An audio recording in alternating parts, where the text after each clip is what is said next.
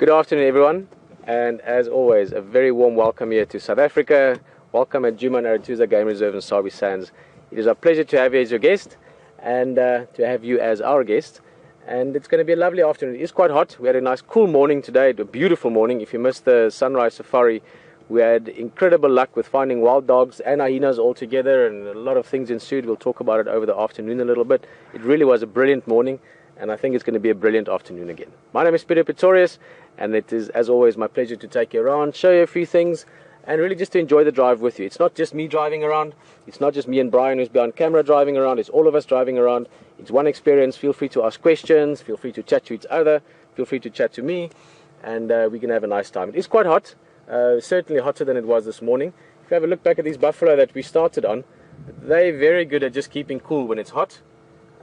I don't always understand it because they've got dark, black coats basically, and yet they choose to be in the sun, but obviously they're quite happy if they can have the sort of belly part in the mud and in the water. So that's their way of keeping cool and keeping clean.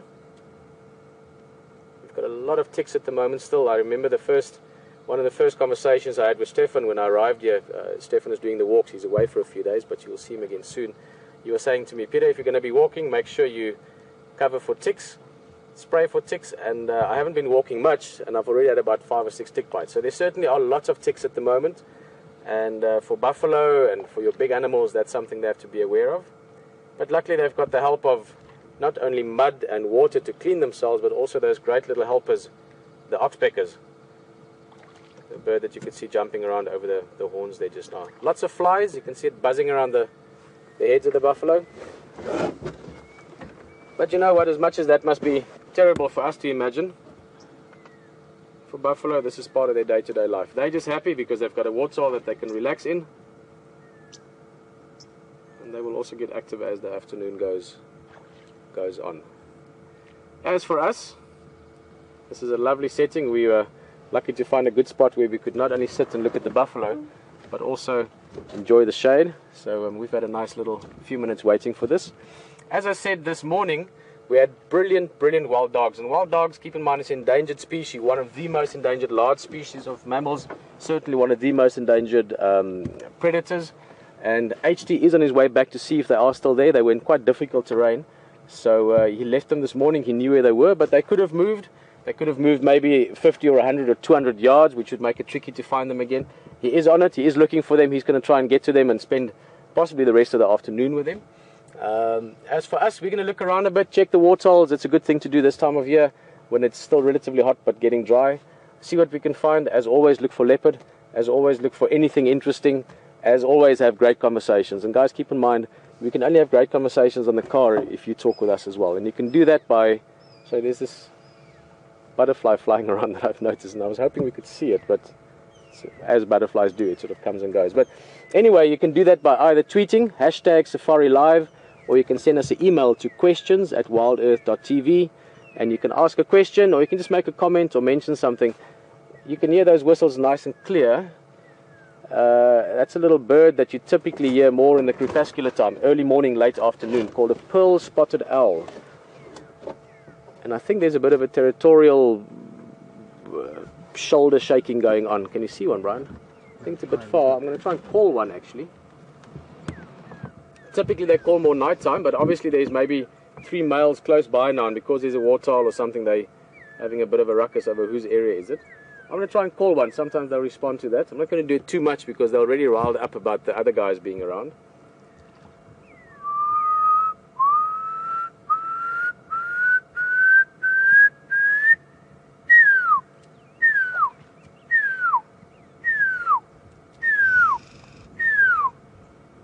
Let's sit for a minute or two. Hopefully we can get it to fly in. Often they'll come and investigate where they hear the other owl.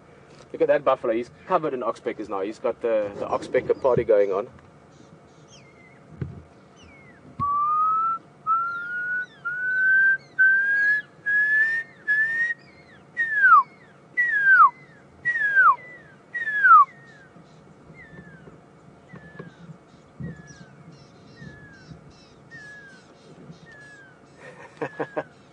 The latest buffalo fashion is you have like a whole collar of oxpeckers when you sit around, and the other buffalo know that you're really connected.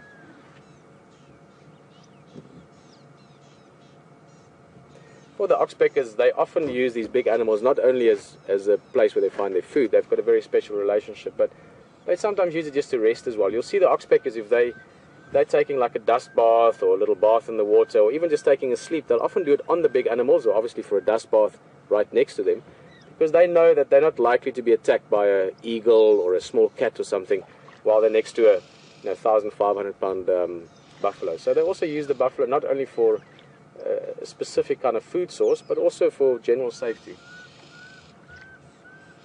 Now, I've actually just spotted one of those owls. You can hear the oxpeckers. Listen carefully. That sound. That's the oxpeckers. Partly because of the presence of the owl. Reason being, and if I can find one, that'll be great. I'm seeing one in the distance, so we'll go closer and see if it sticks around. Obviously birds can fly, which is not always the easiest to view them. But pearl-spotted owls are quite small owls. They're about the size of my hand pretty much. A little bit smaller even. And even though they might be small, they're ferocious predators. They prey mainly on other birds. So they would prey on, potentially an oxpecker, although that won't be one of their sort of main prey species. But they would prey on doves, weavers, sparrows, birds that are numerous, and up to birds even bigger than themselves. So they really are great little predators. So it's that whistle that I was making is sometimes used to call birds in as well, because when other birds, doves, sparrows, weavers, all the things I mentioned, if they hear one of those owls, they go and investigate because they try and mob it, they try and chase it away. And that's how I spotted this one, if I can find it now. I can hear lots of birds making a noise here, other little birds making alarm calls. So they're going like, hey, there's an owl, let's band together, let's make a noise. Like the impalas when they see a leopard, let's all shout at it and maybe it leaves because it knows that it's been found now, it knows that it's been seen. There's a little sticula calling away. Alright, let's see if this works. The owl was sitting in this tree, that tree there. But obviously it's flown away. I want to just call again, maybe we get lucky.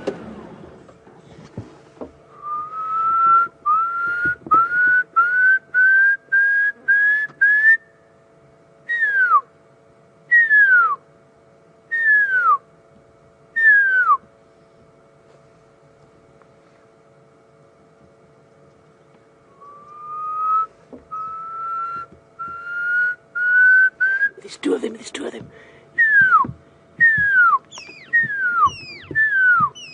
They're very upset now because not only is there a strange owl in their area, that same owl that's daring to come and invade their areas driving around in a Land Rover. Now that really upsets them because they're not used to owls driving Land Rovers.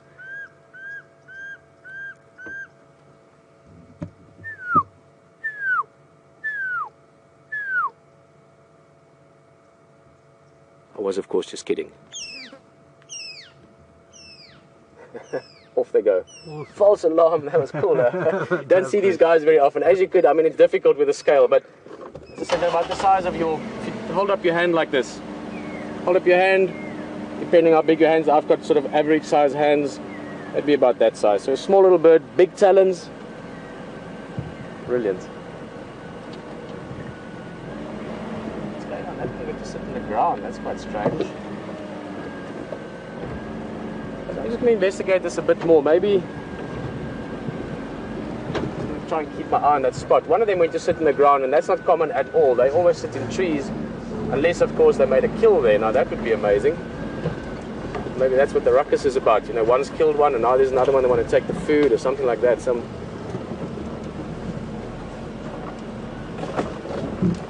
Brian, it's just here to the left of this marula, so I don't think it's flown. I've been looking. It was somewhere there that it went to sit down. So let's see if we can spot something.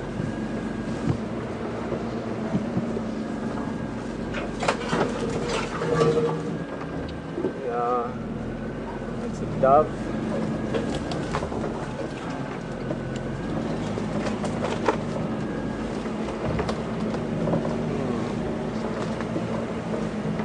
Maybe it's flown off.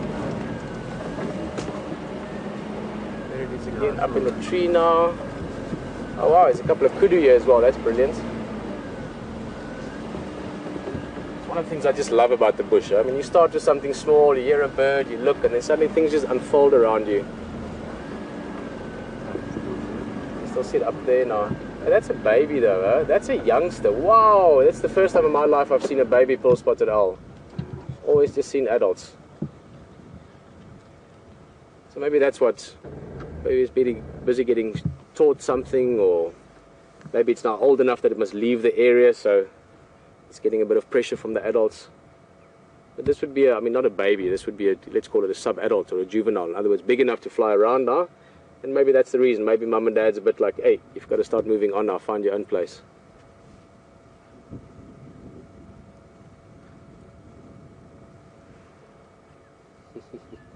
One of the things about owls that's really cool is look at how it's turning its head. They can turn their heads about 270 degrees, so 3/4 of a circle.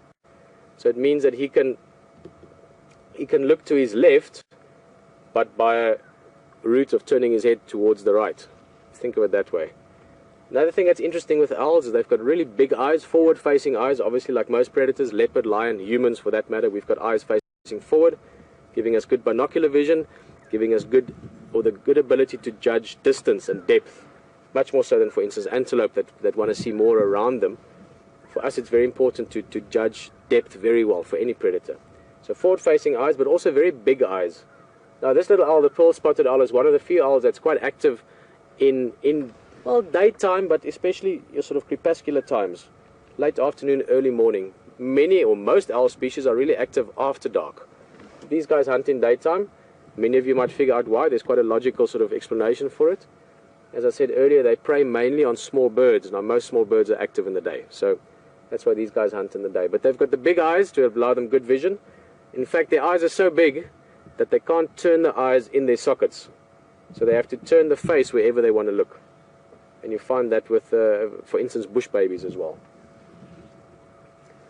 Well, that's cool. You seen these guys before, Brian? Only once or twice, not like this. It's not common to see them, and certainly, like Brian says, not like this. Not nice in the open, not calling. So birds are always trickier, because sometimes you get all excited about birds and then you can't actually show them because they disappear. So it's nice to actually see them. Actually, let me go a little bit forward. There's a nice big kudu bull, but there's one on top of the termite mound as well. Always nice to see them. They look a little bit like a statue. In fact, we've got a statue in Namibia, in Windhoek, the capital. A beautiful big kudu bull standing on top of a rock. Sort of like this one here. Hey, mister.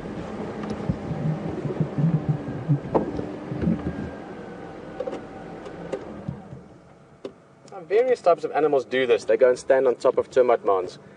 But none of them as often or as frequently as kudus do. I don't know why that is. Maybe they just like to get a better view. Again, if you consider the habitats animals live in, the habits they have, kudus do live typically in thick bush. So maybe it's just a habit they learn. If there is a high point where you can get a bit higher up and get a look around, you do so.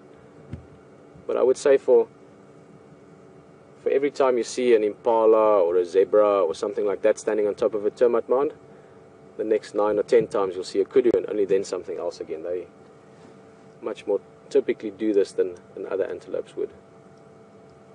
Guys, I know I've been talking a lot. There's been some interesting small things to start with.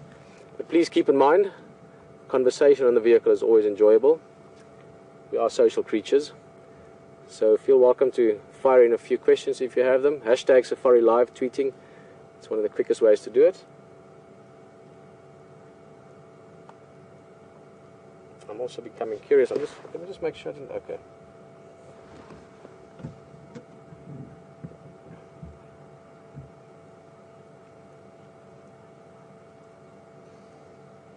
I was just thinking, what's HT getting up to? He's looking for those dogs. Just to give you some background, this morning he traveled some pretty tough terrain. In fact, a number of the other game drive vehicles had to pull out of the sighting just because they couldn't follow anymore. We've got these brilliant little vehicles for what we're doing. In fact, the best vehicles for what we're doing. And he went back in there, but I think the terrain is bitten back. HT's got a flat at the moment, so he's just going to change his tire. So we'll get back to him a little bit later. Nice shape there with the tree, yeah? Beautiful. Kudus are around. Let's go look around a bit. Let's go back to the waterhole. Maybe something's changed, and then we'll just continue on. See what else the afternoon brings.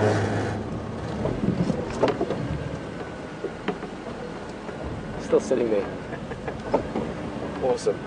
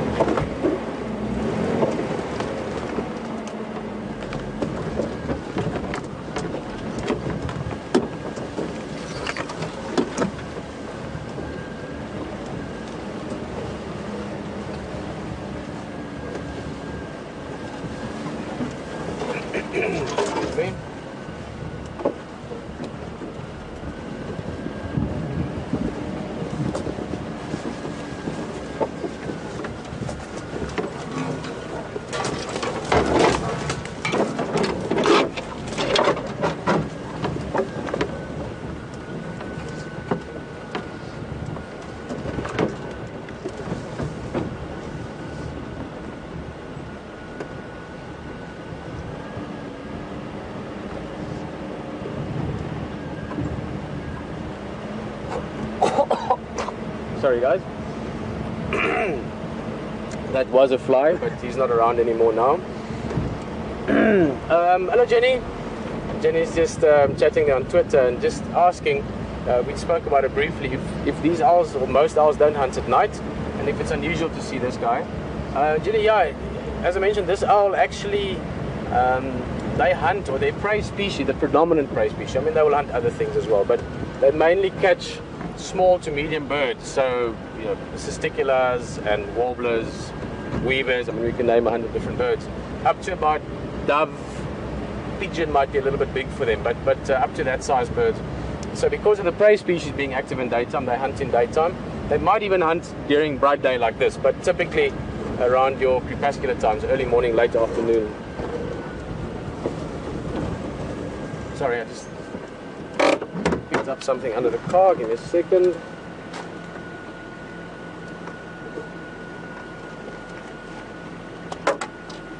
Oops. There we go. Just a stick, nothing major.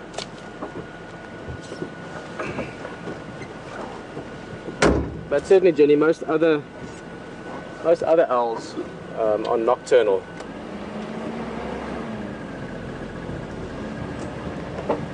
What do you think did this?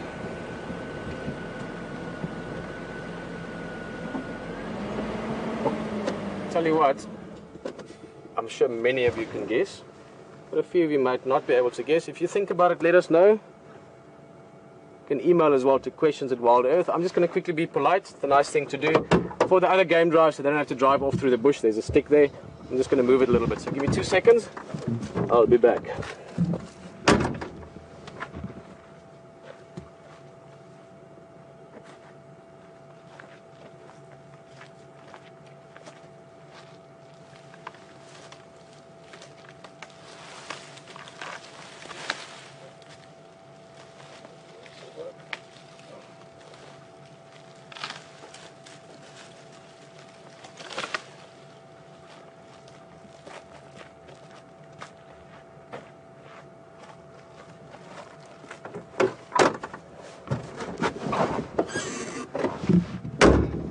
I'm sure we've had a few people get back to us on that. Although in this case, a couple of these branches were broken, but normally you can clearly see where the animals fed afterwards, but in this case, not really. Yeah. Normally they'd eat some of those leaves at the top, but this is a silver cluster leaf or a Transvaal silver cluster leaf. Not really something these animals like. I'm going to give it a second or two. For those of you that were maybe guessing and letting us know.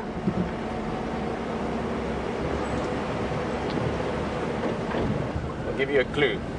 It's not a bird. It's not something smaller than a human.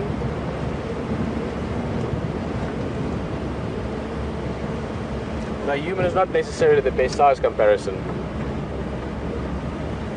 As far as species go, we can vary quite a lot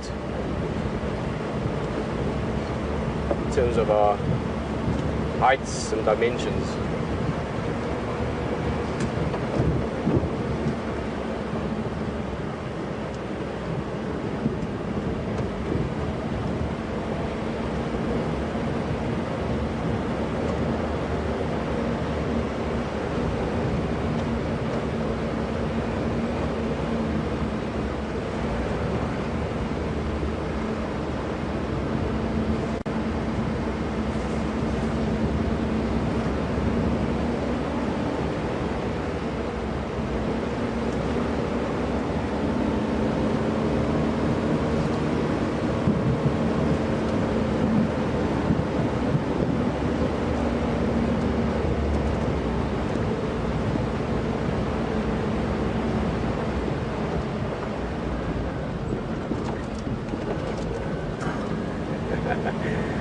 Thank you, Enid. Thank you, Lisa.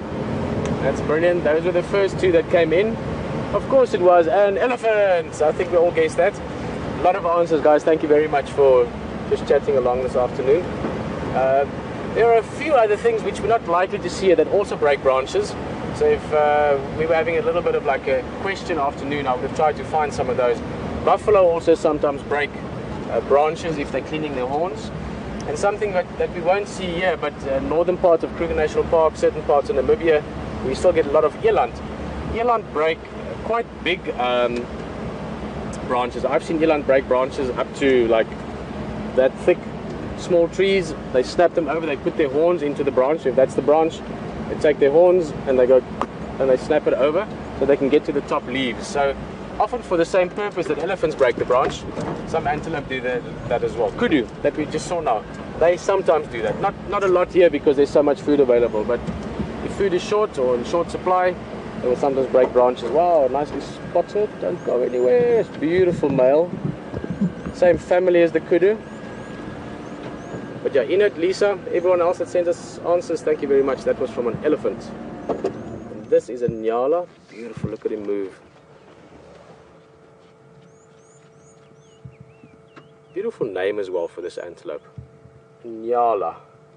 N-Y-A-L-A or N-J-A-L-A, you spell it as well sometimes, but nyala is in the same family or subfamily actually as kudu and eland for that matter, bushbuck as well. And we spoke a lot about nyala when we were with that leopard. When was that? Yesterday. No. Sounds funny like that, but your days blur into each other very quickly out here in the bush. It was about a nyala that same size that Djuma had hunted. I wanted to go show you the horns, but by the time we went back there, Brian and myself had a look and the hyenas had taken it away. But that was very similar to the same size of nyala that Djuma took yesterday, a leopard around this area. It's funny how this works. You know, the bush is I think the only thing that you can, not the only, I mean there's many things that you learn, but one of the things you certainly learn in the bush is that you can never not be surprised by it. You can never predict it 100%. You can, and that's maybe something to mention as well, you can however get so comfortable with the bush that I am truly, honestly more comfortable out here walking around, not more comfortable, but let's say as comfortable as I would be walking around hyena tracks. Anywhere in the town that I live in a strange city somewhere, you get very comfortable with your environment. But one thing you consistently learn is that there are new surprises all the time. We've been talking the last day or two about the massive good luck we've had, if you want, or fortune we've had with predator viewing. We've had amazing wild dog, hyena, leopard, lion, everything has been cooking. But it's been a little bit quiet in the general game front. And this afternoon already we've had kudu, nyala, I know it's not a lot, but it just feels like there's a bit of a change in that general game again. We had warthogs, impala, so changes all the time, just little bits of what you can expect to see. I think we've got one or two more questions while we make our way to the waterhole, so let's talk a bit more and see what we find at the next place.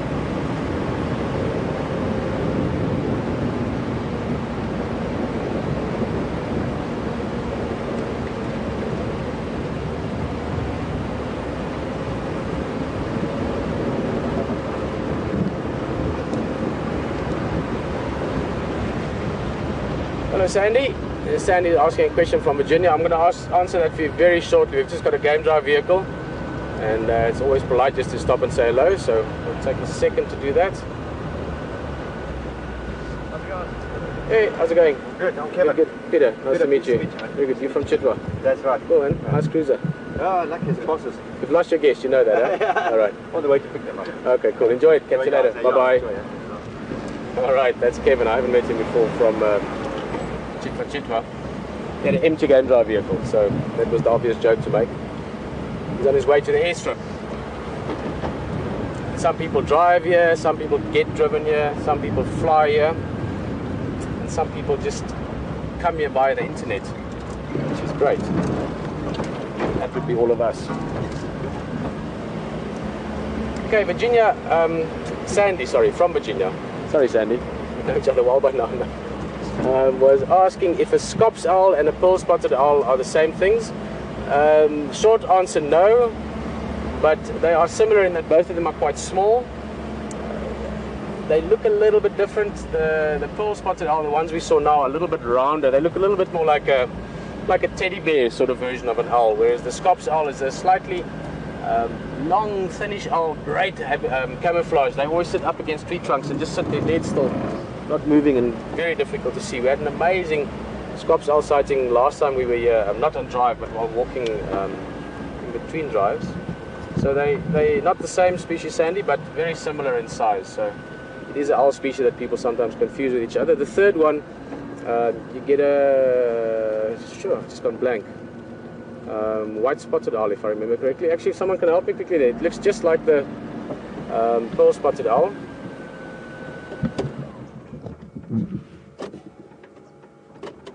I love it when that happens. Suddenly I'm thinking of a name of a bird, and I realize I haven't actually named that specific bird in many, many years. Barred owl, that's the other one. Thank you, brain, for working. So you've got the Scops owl is a small one, and then the barred owl and the pearl spotted owl. Those two actually look very similar to each other. If you want to look at pictures, you'll see that they're very, very similar to each other.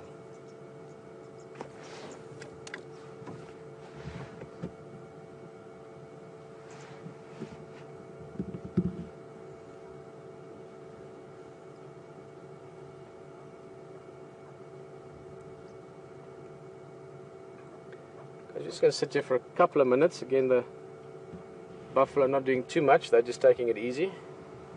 There's the Egyptian goose at the back, walking towards the left-hand side.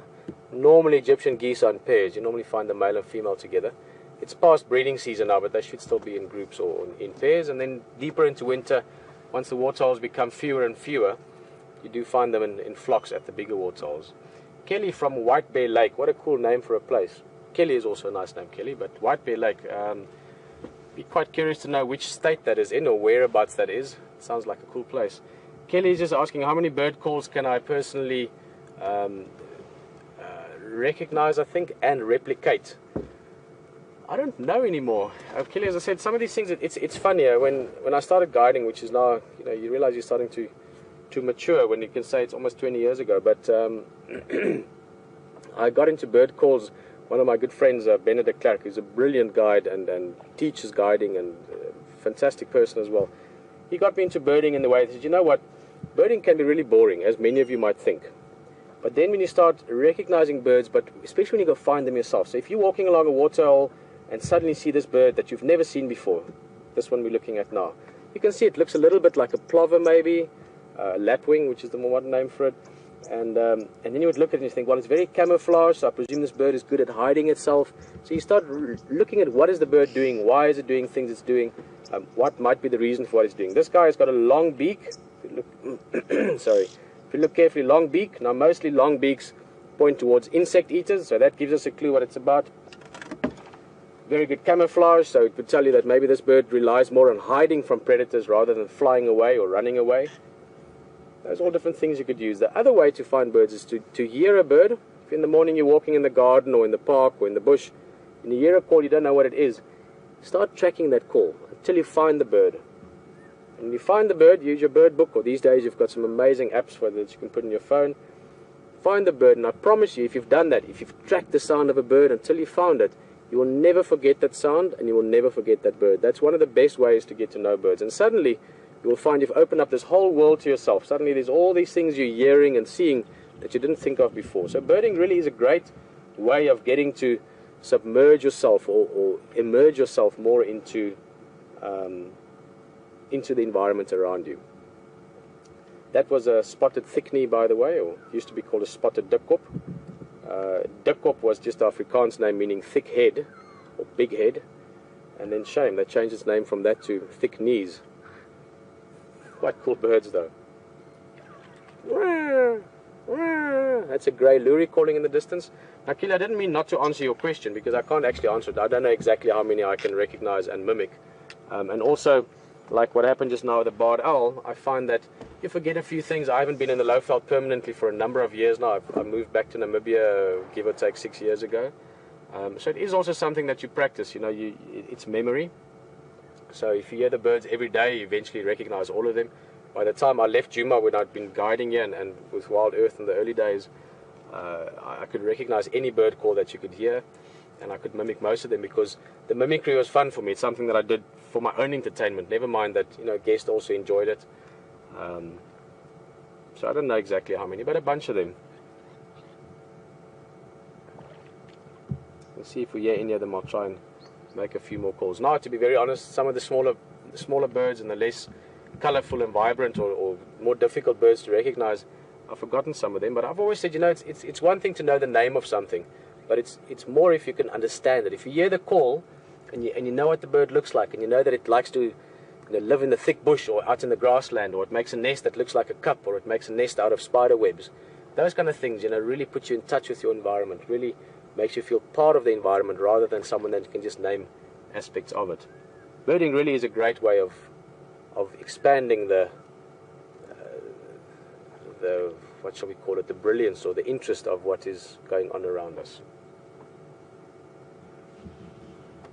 Let's move along a little bit. I'll tell you a short story about bird calls. Kelly and many of you might remember it. If some of you on the drive today that can remember what I'm going to talk about now, please let us know. But this is quite a few years back. I was on game drive with Leishan was on camera. No, Leishan wasn't on camera. Leishan was in control. My wife, girlfriend back then. Herman or someone was on camera, and we were driving. It was pretty quiet, not much going on, just one vehicle out. And then some days you just drive and there's not much happening. But you also realize eventually that those can also be brilliant drives, because ultimately we all same interest. We're all here because we like nature, we like Africa. We can have conversations about things that we have in common. And some of the most fun game drives I've had personally have been on off times with friends, and you end up just driving around and just enjoying the freedom of the space and having a chat. And we started making bird calls, and I started, I think, probably with a full-spotted owl, maybe Scops owl, which sounds like this.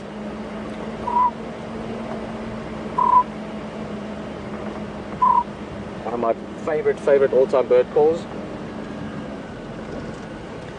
And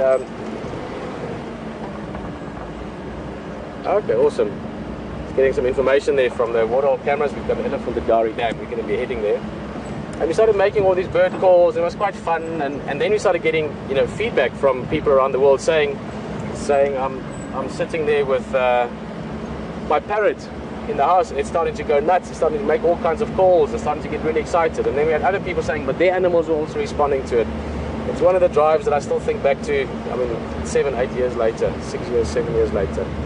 It was a great experience to suddenly have this sort of, not just people around the world, but also their pets, sort of joining in on the sounds that they were hearing from someone driving around the bush in Africa. Okay guys, we're going to be heading towards Djuma Dam, in front of Wojciech Lodge. We might get Ellie's there. I see there's some fresh elephant tracks there, and buffalo tracks. Probably the buffalo we just saw. Let's see what else we find this afternoon.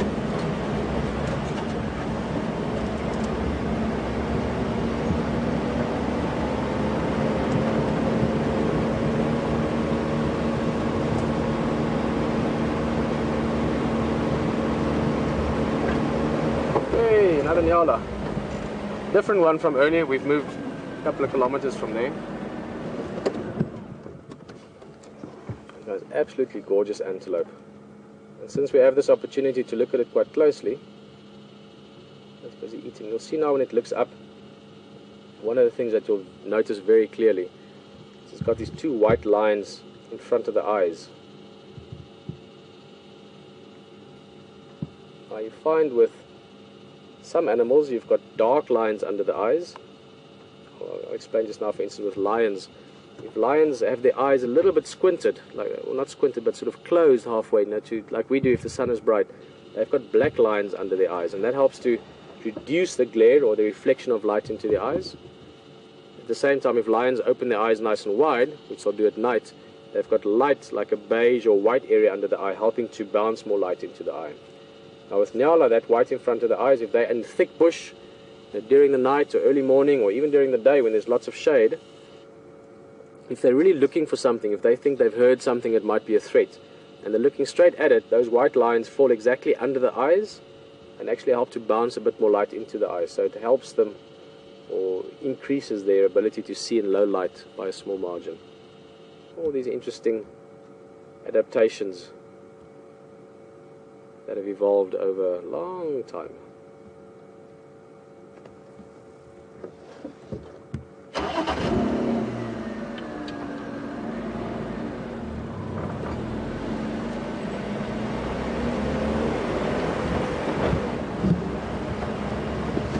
Nice big elephant tracks in the road here. In fact, this might be the same elephant that you guys mentioned to us down at, I still call it Gari Dam. That used to be the old name for a Djuma Dam, Boyetsela Dam. The elephant was walking along the road. Yeah, tracks are still there. If I get a nice set of tracks, I'll show you.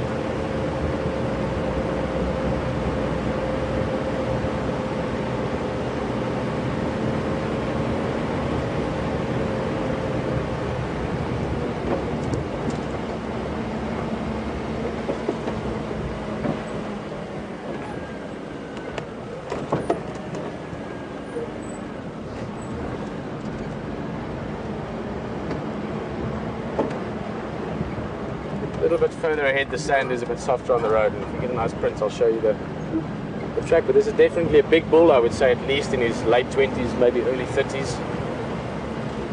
It would be 5 tons at least, 5,000 kilograms. That's about 12, I don't know, 5 tons, about 11,000, 12,000 pounds.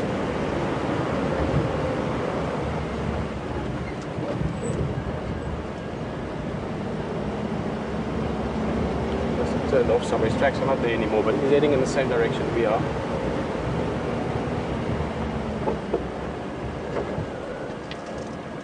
Let's see, we might find him. Just to show you, he stopped here earlier. You can see here on the right hand side. If you look there where our shadows are, there where my hand is moving, all that, you see this wet stuff here, all that was from the elephant. So you'd have stood with his hand, sorry, not with his hand, it's my hand, but with his trunk inside the water, slurped up some of that mud. It's very muddy water, that's not good for drinking, and he sprayed it over himself. So that's why they tossed it over his back, under his belly, and that's why you can see all the wet around there. So maybe even 2 of them looking at the signs here. You'd have had a nice mud bath, cooling himself down for the rest of the afternoon.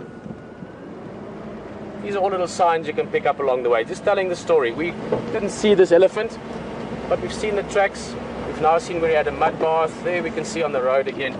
It's not as easy to see, but just looking at the texture of the road, that whole left-hand area, you can see there's the footprints. So from that we can see, okay, there's been a big bull elephant. He had a walk along the road. He had a mud bath.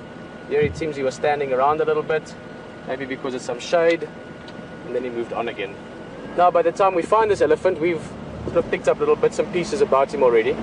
So you feel like you know him a little bit before you get there. Oh, there's young tracks as well, so maybe there's a breeding herd that's joined. So maybe it was a big bull, the breeding herd came from the side, they met up, continued on. All these little bits and things you can sometimes specifically get information from. If you're busy tracking an animal, you want to get specific ideas of where this animal might be. And other times it's more general news. You know, if you read something in the paper or you hear it in the news, and it's something that's close to your heart, you listen to it exactly for what you want to know. Other times you pick it up and it's just background information. So this tells us there's some elephants in the area. Okay, great. I'll be looking for things. We're going to keep looking for this elephant, hopefully find him later on at the waterhole. HT has got 2 things done. First, he's got a new tire on his car, because it's very handy if all 4 tires are good to go. And secondly, he's found the wild dog. So enjoy it. We are going to spend some time with him this afternoon, and have fun there. We'll see you back in a bit.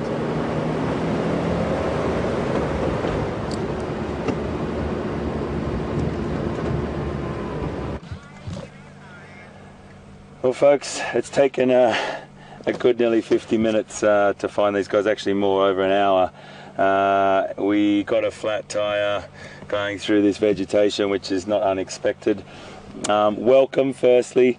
I've got the Game Drive channel going in the background, so I do apologise. I may have to go to that to bring some other people in like we did this morning. Just to give a little recap, firstly to start off properly, because we have been bashing through the bush for about an hour and changing tyres and everything. My name's Hayden, welcome to Wild Earth. I'm sorry, welcome to Safari Live.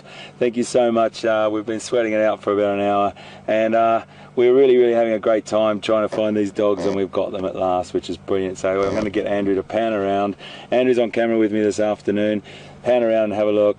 So where sleeping dogs lie, so to speak, and it was a bit tricky to find, as you can see. A little bit of a, if you look into that grass there, it is definitely well camouflaged when they're lying down. It was just a bit of luck, really, having a look over at the right time, and just saw a little tail flick up in the air. But these dogs have been here for most of the day resting. There's one there, and there's about another four over beyond. So I think I'll just give you a little recap of what happened this morning. And we came up to an area called Quarantine this morning. Pete saw the wild dogs first, and then he came across a couple of hyena. I think there was a lot of dogs running, and he went for the hyena, which is still an incredibly interesting animal, and I think he had an incredible encounter by the looks of things this morning. And Pete he's such a legend, you know. He knows how much I love wild dog, and he brought me up onto that, and I was so thankful to him this afternoon for doing that for me. We got up there and we saw the most spectacular morning light with the dogs running very frantically, running around, looking for picking up scent, looking for any movement. And then we followed them down to Viatella Dam, and on the dam wall there we sat, and they came down and had a drink, and then a hyena came down to check them out. Then they all turned on the hyena, and they chased the hyena right through the bush, and they had a couple of bites on him as well, but the hyena definitely was in retreat, and there's some great footage of him going across the dam and retreating until we didn't see him anymore.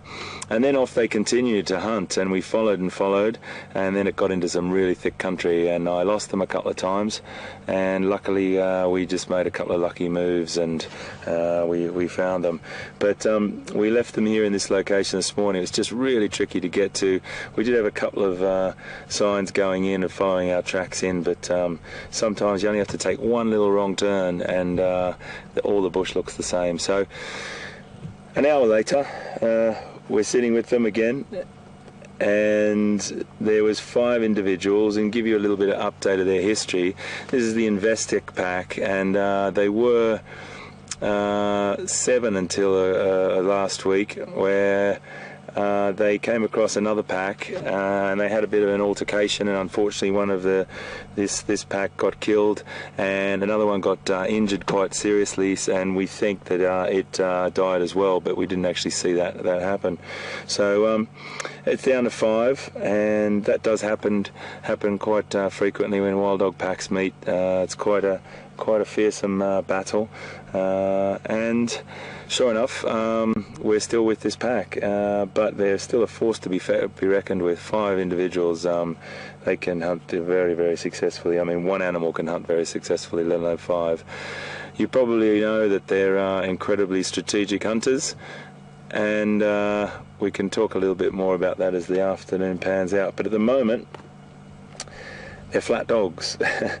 We talk about flat cats, the cats that are lying down in the heat of the day, and I'm sure everyone knows that these predators, these apex predators, are most active at the cooler times of the day. You know, as the afternoon shadows lengthen and it gets cooler and cooler, we will maybe see some activity. It's going to be very tricky through this country to follow them, because once they get pace, they really start to move. If they're just walking and starting to slow down, we can keep up with them, but we'll just have to hope for the best, and we always stay positive. It's just a great thing to be in the presence of these animals right now. But a sleeping dog there, painted dogs, wild dogs, and loads of other names as well.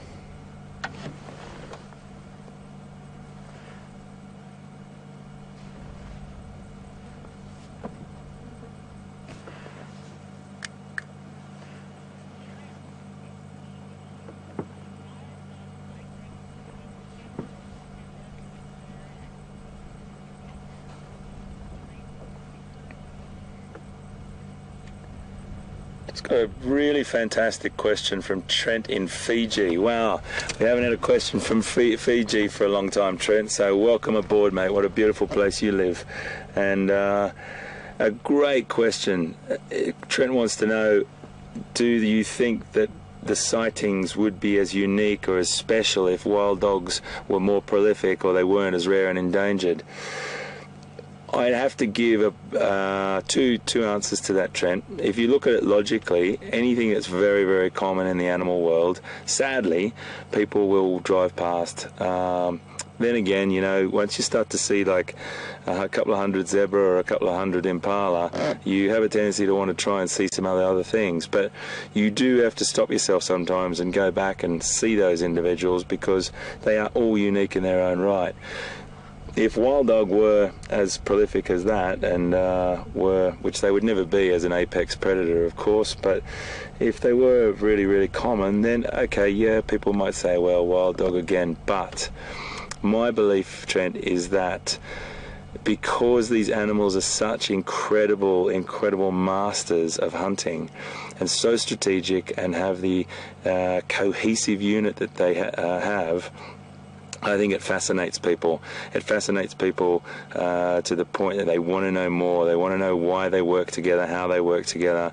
And science has proven that they've got a very, very intricate social structure, and an alpha and male and female, and it's just a really, really beautiful situation. So if you're interested in stuff like that, I think they're fascinating, and some people might find them not as fascinating as other animals. But to answer your question, Trent, two answers really. One, if they were really common, yeah, possibly some people would, but I still think they'd find them fascinating for their incredible ability to hunt and their strategy. Just got an animal moving around just behind here. I think you're tracking him at the moment, Andrew. Thank you very much for your question, Trent, and I hope Fiji is as sunny and beautiful as it always is, because I love that place. So thanks again. So we just got a little bit of activity. They're getting restless, and I do find that the more you watch predators, particularly lion, leopard do the same thing. They start to move around when just before they're going to move off. They move around, they get comfortable in another position. I don't think maybe wild dogs do it as much as big cats do, but they yawn a bit. I often find lions do a series of yawns before they get up and have a big stretch, and then start to have a little bit of a social greeting if they're in a pride situation or a pack situation. And they start to do a little bit of social interaction, and then they start to get on their merry way and hunt if they're hungry, that's for sure. These guys don't look too hungry. They're quite in beautiful condition, but opportunists, that's what they are.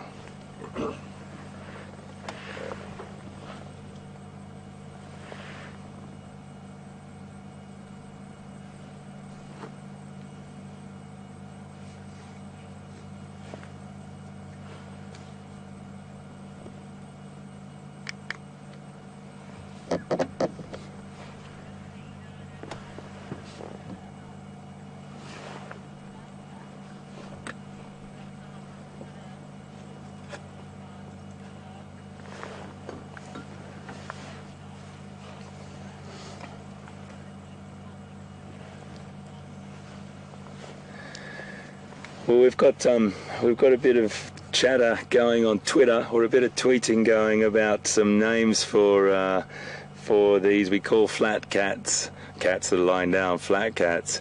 And Chris on Twitter has started up a bit of a conversation, and I love it, Chris. I think it's absolutely fantastic, and I'm going to use it from now on, here on in.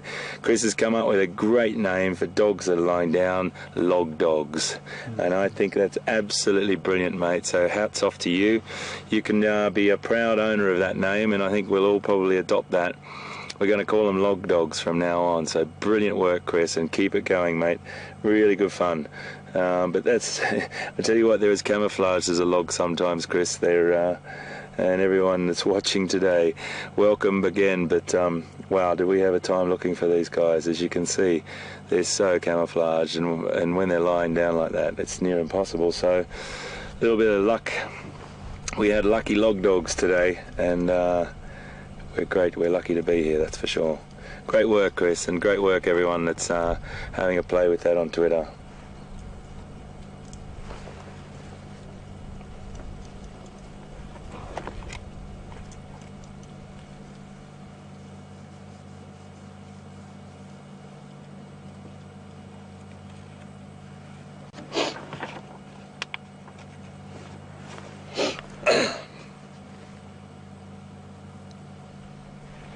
Folks, if you don't mind, I'm just going to have a quick drink of water. If you hear a little bit of slurping, this is real, this is live, but we're absolutely parched out here.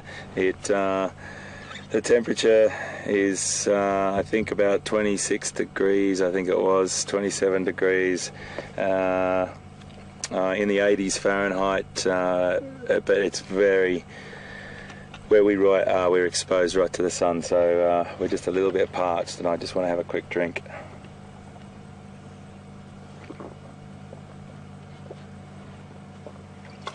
Oh, that's better. Can I finish it? Yeah, sure, mate.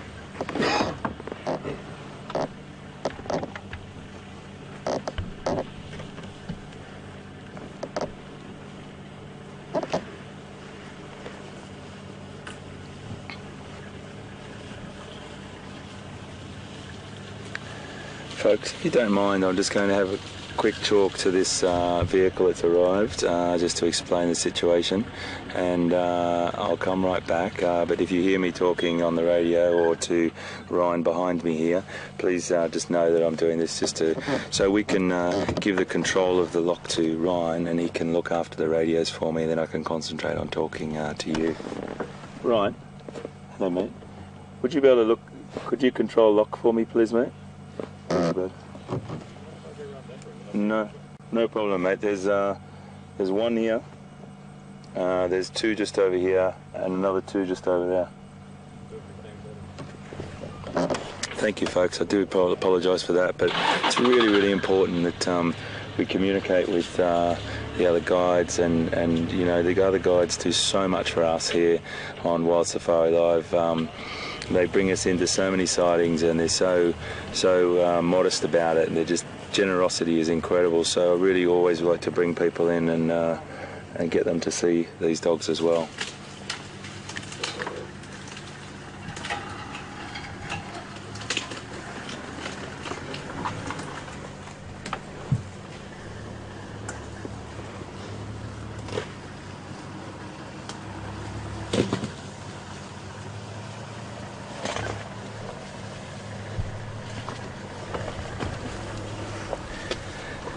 Got a great question from Katrina in Washington, and just asking about the success rate of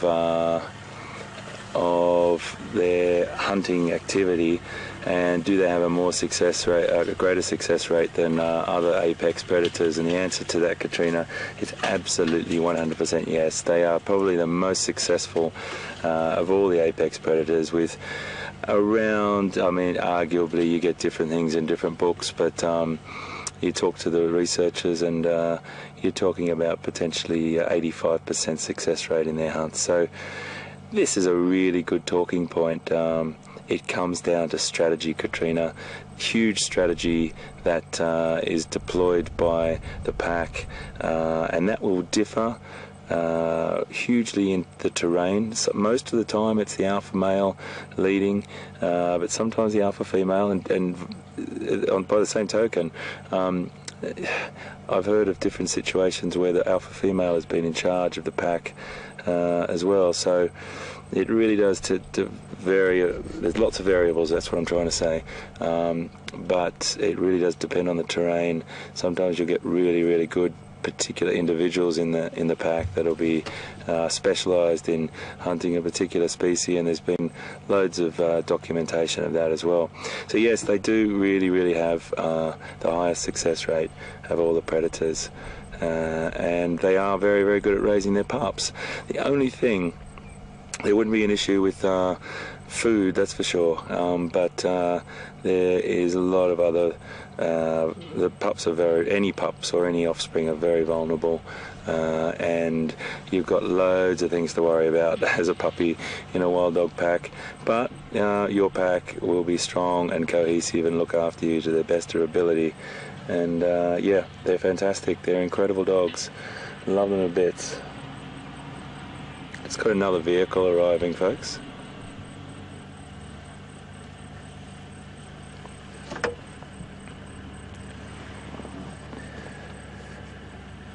And I think one of the most fantastic things is to see these animals interacting as well, like we did this morning.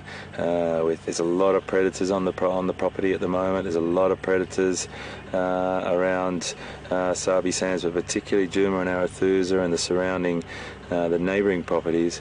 We've seen a big rise in the predator population. But anyway, I mean, it's something that we're going to watch, and we're going to stick around here. And I think, I mean, Pete's got to be up to something good. I think he's always he's on the hunt for finding some fantastic situation out there. So I'm going to hand over and see what Pete's up to. But we'll come right back to you, and we'll see you just now.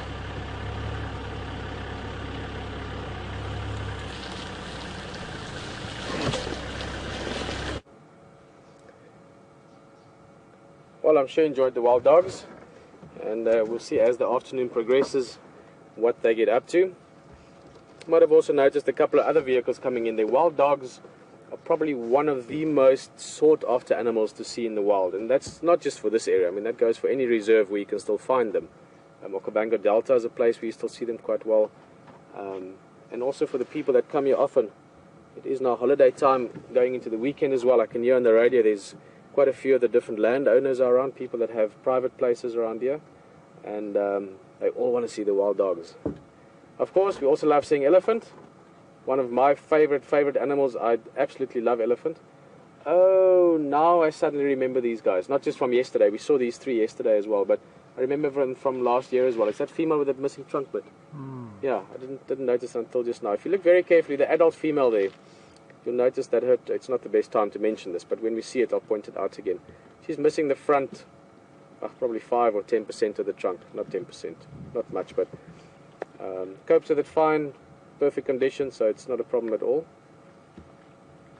But coming back to elephant, I personally love elephant very much. Not only are they obviously the biggest land animals and therefore quite interesting, and you know, they give you a bit of a rush every now and again if they come and stand right in front of you with the ears open, or when they run at you or something like that. I mean, there's that part to them. But what I really like about them is they highly intelligent, much more so than we can even realize.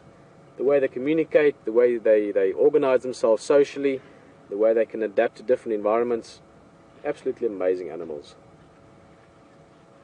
And these three are around this area quite often. I'm sure you've seen them. For those of you on drive often, you'll remember them. They sort of stick around this general area a lot of the time.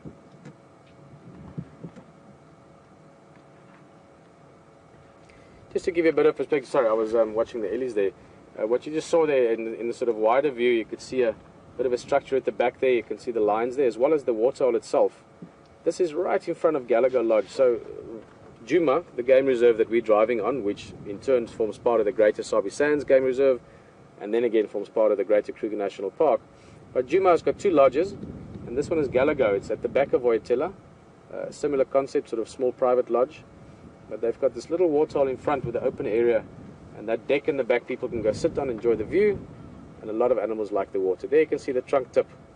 It's missing those sort of two fingers at the front, and I would say about maybe 5% of the trunk as a whole.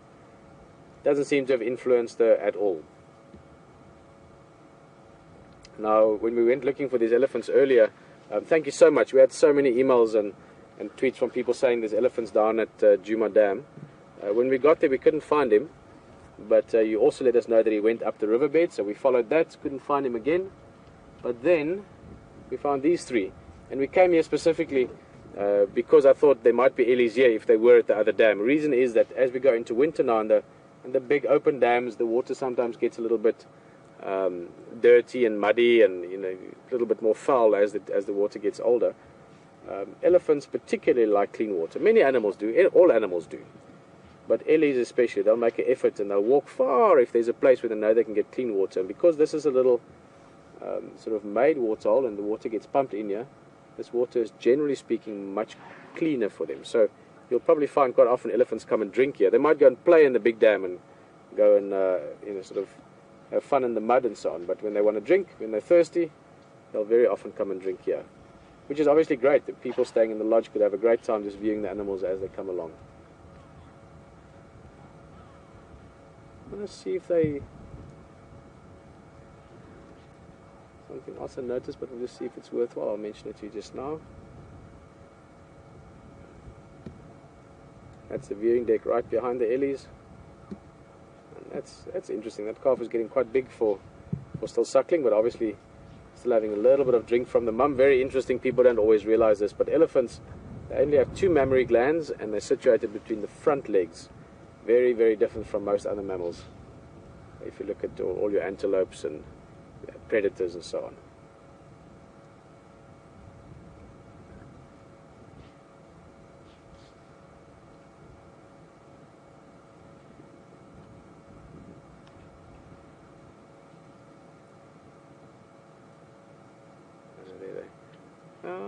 Let's see, Brian, I was hoping they stick around, but now it looks like they're going. There were a couple of vultures flying around, but now they're heading in a going away direction. There's one still. Always tricky. I was hoping they would come closer so we could see them a bit better. But there's one still floating around. It doesn't look like they're going anywhere specific, so probably just caught a little bit of a thermal. Oh no, I've lost it. Yeah, that one's also going. In the distance. Sorry, I was hoping they'd come closer, but they went further.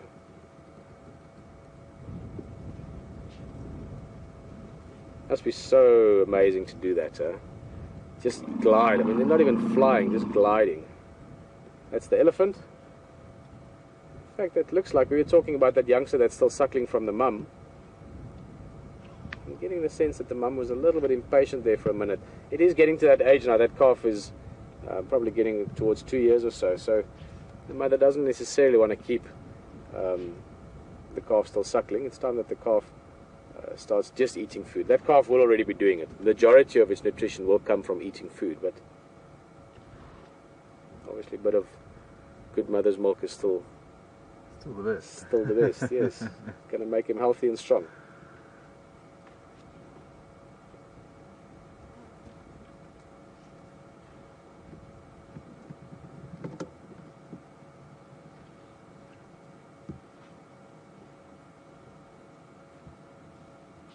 Older calf was chasing a few birds. There are a couple of starlings, those beautiful iridescent birds that the elephant was chasing away just now.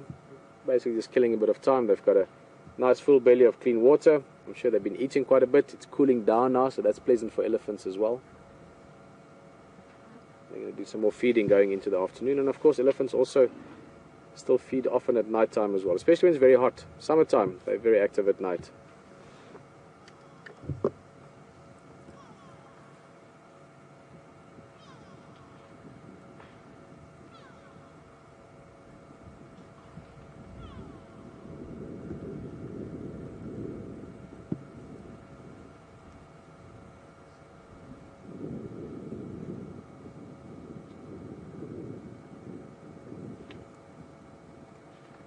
Speaking of elephants, hello Julia. Julia was just asking if we've been able to catch up with Mandiva, big bull elephant that we saw last year, at the end of last year going into December. No, not yet. Well, I haven't seen him since we've been here. I haven't had reports of him. Generally speaking, if any of the game drives, I mean all elephants are radioed in, but typically you just say we've got some elephant or some ndlov as they call them in Shangaan or in the radio language. normally just call in elephants in general, say if it's a group or a solitary one. But if they do find any of the big tuskers, any of the really big guys, they specifically mention it, because obviously everyone likes to see these big ones. But Julia, not yet, not that I know of.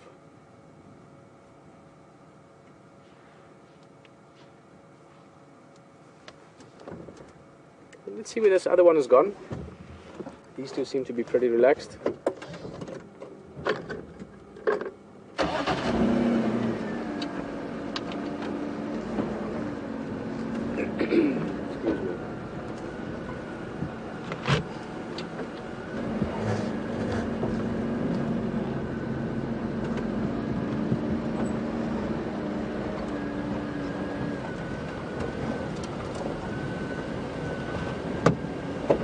Oh no, just there. I thought it had gone away, but I think he was just strolling around. Obviously doesn't want to go too far away from where the safety or the confidence of mum is.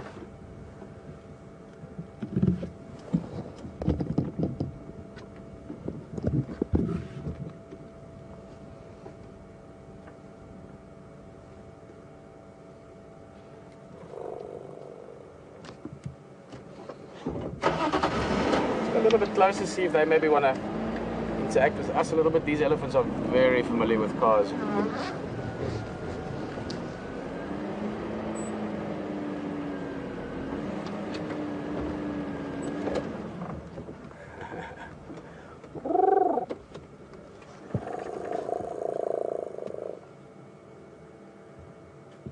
He's not quite sure if he wants to play with us or whether he wants to run back to mum, or he's going to sit here for a bit. I think mum is the better option.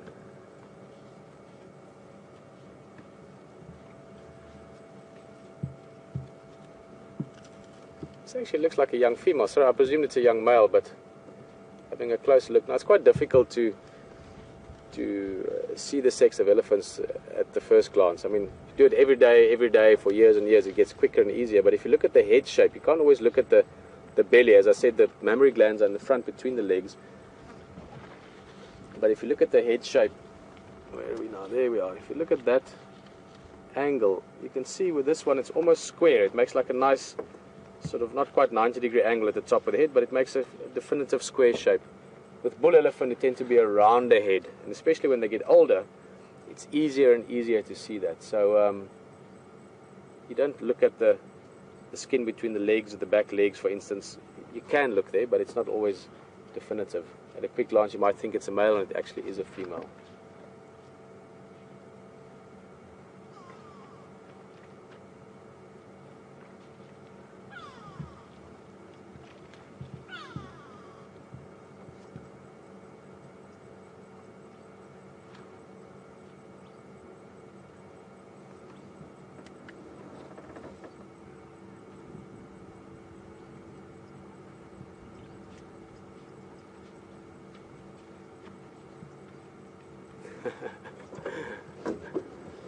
Katrina just asking whether elephants have udders or breasts. Good question, Katrina.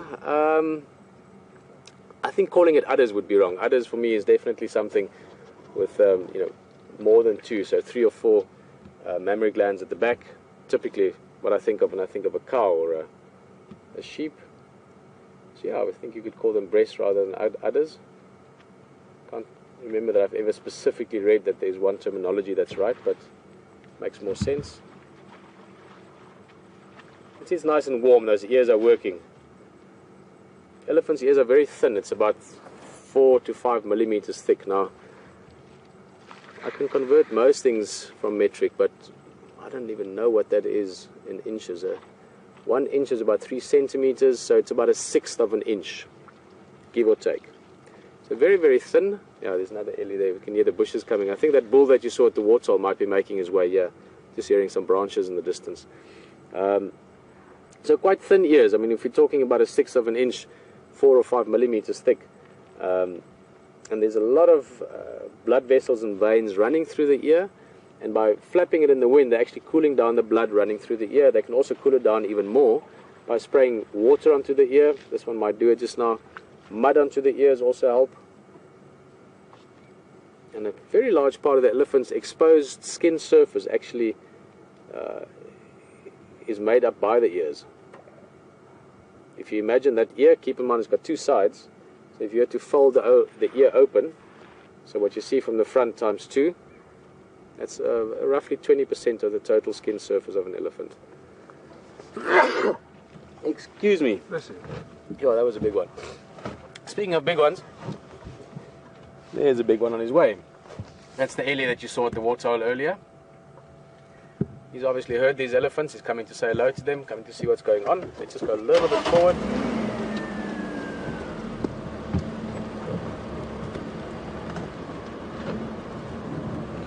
Sit here so that perhaps say hello to us as well.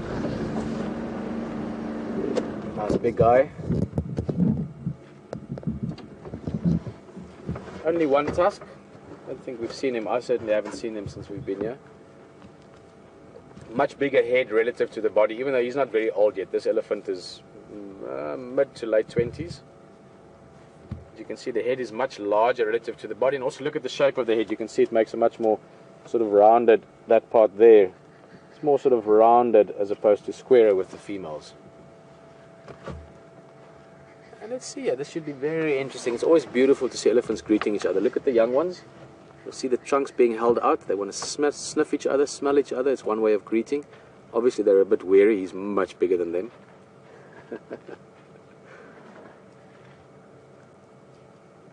I can see his body is nice and wet. It's got mud all over him. That's from earlier at the waterhole to cool down. But I think he's come here to have a drink here because he knows the water here. Cleaner water, tastes better. Or maybe just came for the company, that's also possible. Just to say hello. He would certainly know that female from previous meetings. Let's see if there's any interaction here beyond just a... Oh, looks like they want to avoid him a bit. Could also be, I don't think it's the case now. But that female, as I said, that other calf is getting older now. So it might be that she's... I don't think she's in full estrus yet, but she might be getting into sort of early stages of estrus. Basically meaning getting ready to reproduce. And from that she would both let other elephants in the area know, but also from the smell they would be able to pick that up. And that would, over a period of a few weeks and even a few months, attract the big bulls of the area until she eventually allows one of the best candidates to mate with her. So that's something that we might see even in the next week or two. If we do see her around, might be able to speculate on that more.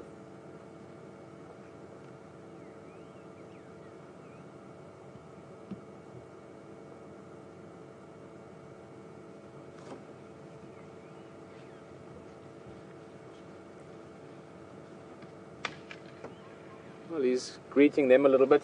I'm not going to follow them in there. As you can see, it's very, very dense bush. We've had a great view and a nice time with them. And we're going to continue our search for the afternoon, see what else we might find.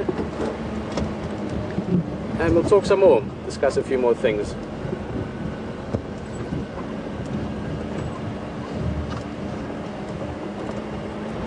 Afternoon, Raisa.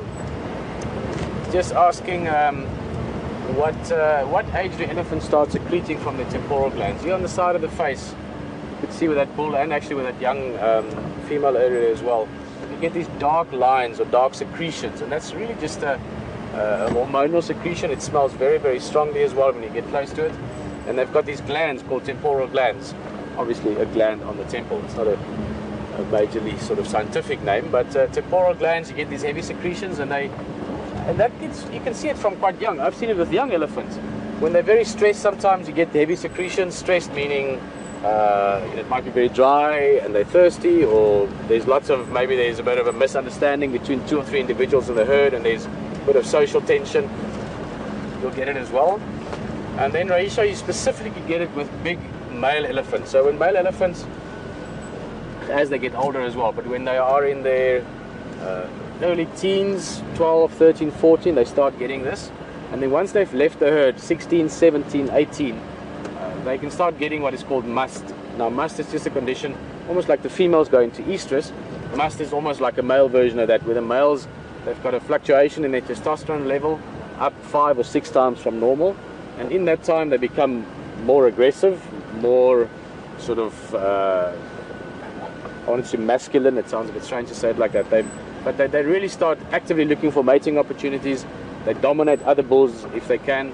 And they also reach a sort of a senior status amongst the other males. So a bull elephant, if there's two bulls of same age, one is in must and one isn't, the one in must would be socially higher ranking for that period of time. So in that condition, the males get heavy secretions. They get often the whole side of the face will be wet. They also get a similar secretion from the penile sac. Between the back of the legs, you get this dripping as well, very strong scent. And those bulls are the ones that go and look for females. Now they start that as young as 15, 16, but normally at that age it's very, very suppressed, not for very long. And then as they get older and bigger and more dominant, they go into must for longer and longer periods. This guy we saw now, I don't think he is in must. He had the heavy secretions, but if he was in must, he would stay in must for a week or two at the most. A big bull, whoa, what is that? Max Spring. A big bull in must, let's say 35, 40 years old, he could stay in must for as long as 6 months, 5 months. So then you'll see it quite heavily, those secretions.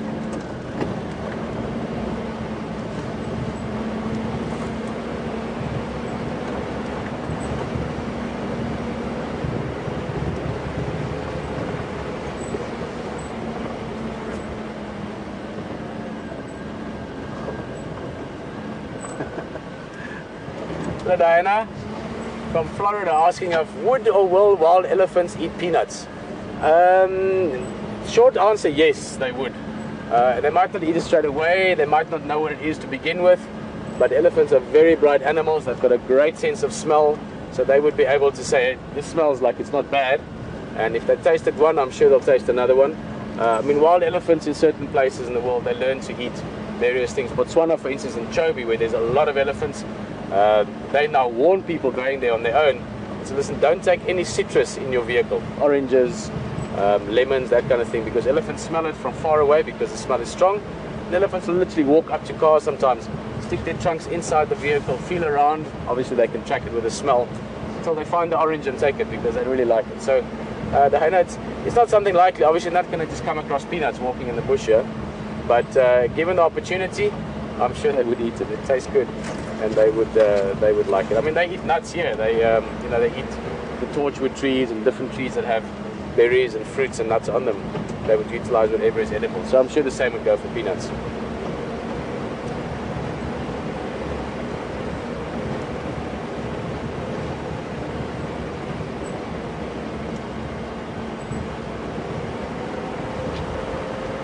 Guys, if you maybe just joined us, maybe this is you know, you couldn't quite make it on time today, or maybe this is your first time, maybe friends told you about the drive. This is a live safari. We're driving around in South Africa. It's interactive. We can talk to each other. You can ask questions. We can answer them. You can also just sit back and relax. You can chat to other people on the drive. If you want to send us specific messages, hashtag Safari Live, or you can email to questions@WildEarth. We also have another vehicle, if you don't know. So we've got two vehicles driving around. You've got the great ability that no one else on any safari in the world has, that you can quickly jump to another vehicle and see what's going on there. Had a good day so far, not been too much, but lots of interesting things. Ellies, general game, nice bird life. Hayden's been at the wild dogs. If you haven't seen, we're going to go there very shortly. The wild dogs are not that active yet, but you can see the shadows are getting longer. Look at the road in front of us. It means the sun is getting lower. It means it's going to cool down. It means we are looking forward to things picking up now. As we get closer to sunset, animals become more active. Leopards and lions can become active. Animals go down to drink like we saw with the Ellies. And certainly wild dogs might consider getting up and maybe starting to hunt. So enjoy the wild dogs for a bit. AC is going to update you on what they're doing, and I'll see you back here in a bit.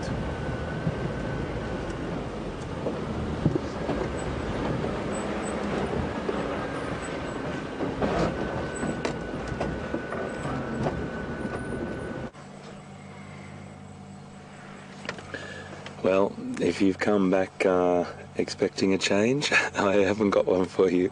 We've got log dogs again. Yep, we've got these dogs fast asleep. They did get up a couple of times and they greeted each other, but they have laid back down. And it's one of those situations, folks, where, I don't know, I want to stay here, of course, but it's just lucky we've got two vehicles, I suppose, and that's the beauty of having two vehicles. We can cut to Peter, and Peter's got some amazing elephant action going on, and then we've got an apex predator on the other vehicle. So, you know, this is the beauty of Safari Live and having this situation. So we'll sit for a little bit longer. They were doing a bit of interacting, but what they will do potentially is, when they do all wake up, they do something really beautiful, and I've seen it many, many times. It's quite an exciting experience, and that's one of the reasons I do want to sit here for a bit longer. It's called a pep rally, and what they do is they all start to wake up. They do that thing that I was talking about before, a bit of yawning, a bit of stretching, and then they all start to greet each other and gee each other up, get really excited, and there's a really high-pitched squeaking sound that occurs between them all, and particularly the subordinate members. They really do a lot of begging and bouncing and sort of mobbing each other without biting each other, of course, but the same sort of thing that they would do when they mob another predator. And it's really fantastic to watch. So that's called a pep rally, and if we see that pep rally, I'd really love you to be watching. So that's one of the reasons why I do want to sit around, and you know, we'll just see what happens. But if we're not with us and we're on Pete's vehicle, we'll let Pete know, and we'll get across here. So getting back to what they're doing right now, which is resting. There's 5 of them here. And there's definitely an alpha male and alpha female. There's definitely females and males, so there will be a mating pair. And we've had a question from Skipper on Twitter about how the animals become alpha. And if anyone doesn't know what the term alpha is, when you're referring to wildlife, it's normally the most dominant animal. So you refer to an alpha male in a chimp group or an alpha male in a wild dog group, and it means the most dominant animals. So there'll be a pair, male and female, and it's very, very complex. But in a nutshell, what happens is, if there's a bunch of males, just males without any females, and they meet up with another bunch of females, one of those females will join up with the most dominant male. Now, that dominant male isn't necessarily born to the alpha male and female. It could come from another pack. It could come in from somewhere else. But remembering that the alpha male and the alpha female in the pack, if they are a mating pack, breeding pack, the only two that mate. So you will get females that have to emigrate to actually create any or actually be able to breed, because the alpha female will not let any of the other females breed. It just doesn't happen. So it's a very complex sort of social system.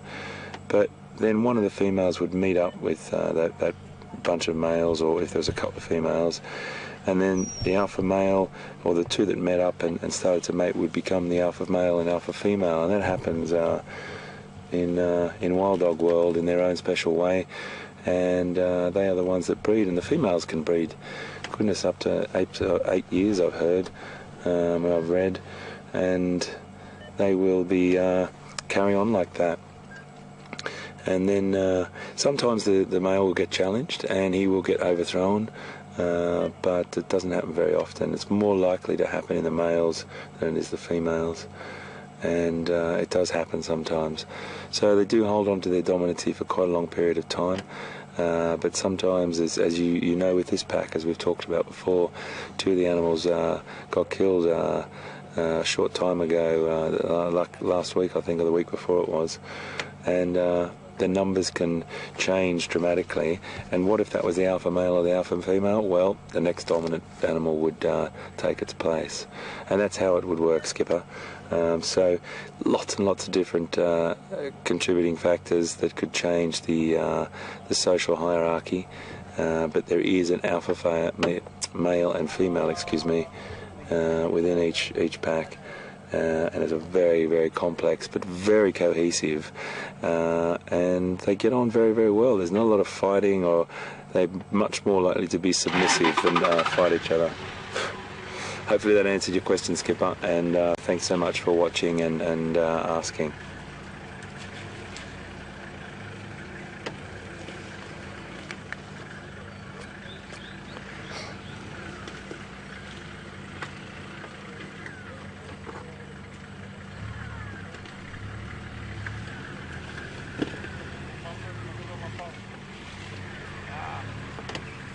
Got a question from Susan. Susan, we might just have a little wide shot here while I'm talking to you and try and see if we can see another individual. There's one just here, and it's not very. We might just pull out to a wide shot to show you exactly where we are, but they're not doing much. Susan, welcome aboard, and thank you very much for watching. And your question. It's an interesting situation. It really depends on a lot of things. The wild dogs will be here in this situation for a fair bit of time.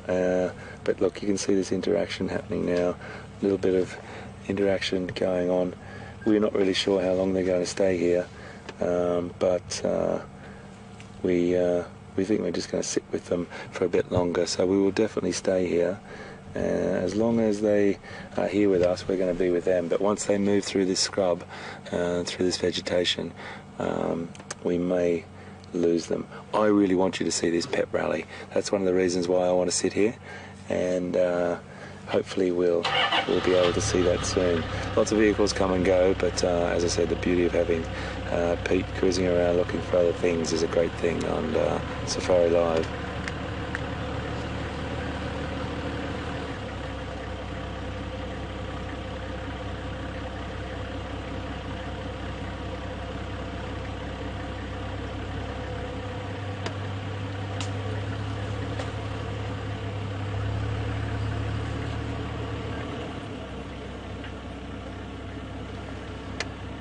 You can see the size of those ears, folks. It's definitely a really great characteristic of their anatomy, or a very, very fundamental part of who they are. Those ears allow them to hear incredibly. And Barb on Twitter, hello Barb, and great to have you on board, is asking, they're huge, they really look like disproportionate to the animal's body size, don't they? And they do play a fundamental role in the success of their hunts. They have such a fantastic sense of hearing, and but they've got a beautiful sense of smell as well, and great eyesight, so they will use all of those. You see when they lift their head up like that, they definitely hear things that might be just a vehicle moving off, but they just want to check out what's going on always. Yep, it's a fundamental part of their success, Barb. Those big ears do exactly what they're designed for. So great question, thank you very much.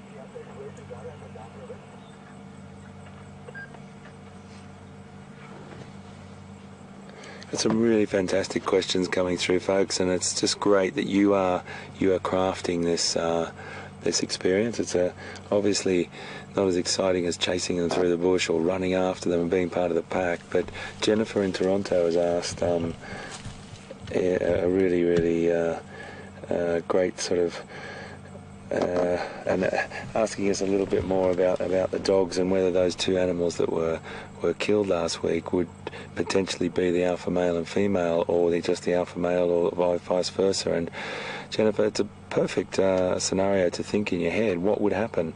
Would the dominancy change? It has to change at some point, and it would probably be the next most dominant animal in the pack. I really find that it's an interesting time to watch that as well. If you do spend a lot of time with individual packs and you're a scientist studying them, you get to know their intricacies very, very well. Each individual's got their own personality, and it would be that the next dominant male would fall into line and probably hitch up with the dominant female. but then again, another subordinate might challenge that female as well. There's so much complexity to it. It really does just tend to be whatever the dynamics are in the pack, the numbers, and loads of different things. But there's a good chance that if it was an alpha male or female, that they would be replaced by the next dominant animal down the rank and file. Thank you for your question, Jennifer.